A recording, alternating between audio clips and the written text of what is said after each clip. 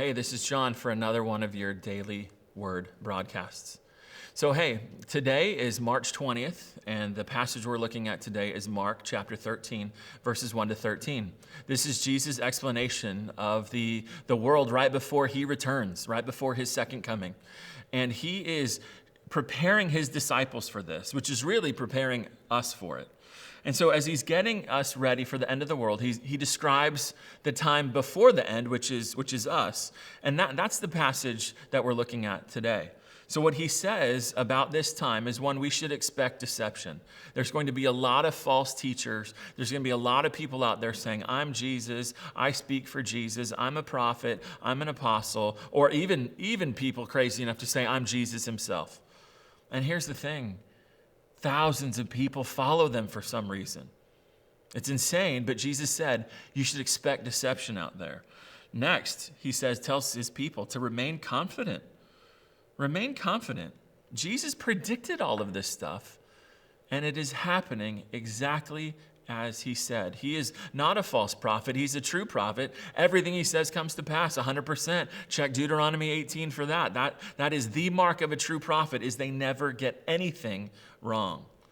And he's saying to them to be confident, stay confident, because God is in control. We're not confident in ourselves. We're not confident in our governments. We're not confident in anybody except for God himself. So stay confident there.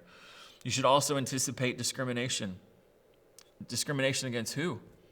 Against you for being a Christian. That shouldn't surprise you.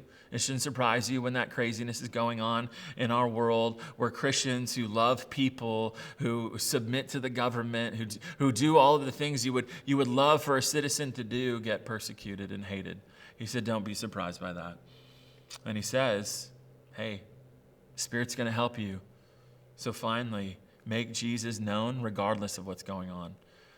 Well, there are all kinds of things that stop in a culture that's going crazy, which is what Jesus is describing. Listen to what never stops: the mission of Jesus. As long as we have breath, as long as we are still here, church, we need to be about the mission of Jesus. We need to be about taking the gospel to the friends and family, the neighbors, the co-workers, anybody that we can that needs to know Jesus. That's why we're here. That's the mission that he's given us, to go into all the world, to go into every nation, and to tell them about Christ. Tell them to give their lives to him and become his disciples. And so I hope that this passage is challenging to you. I know during this time in our history, reading passages like this might freak you out, or it might say, okay, the end is near. Listen, there have been all kinds of crazy things like what we're experiencing right now going on, okay?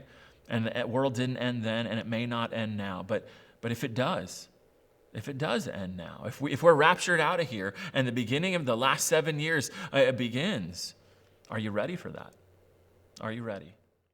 There's a lot of confusion about the end of the world and what did Jesus say. And so I just want you to know that a few years ago, I preached on these passages in Mark chapter 13. If you'd like to find them, you can go to our website, redeemeraz.org, or you can go to our YouTube page and find these passages. The series was called The Doomsday Jesus, and I think there are 7 messages there where I walked slowly through this passage so that we could be clear on what Jesus was teaching. So you can go find them there. All right. See you next time for another daily word.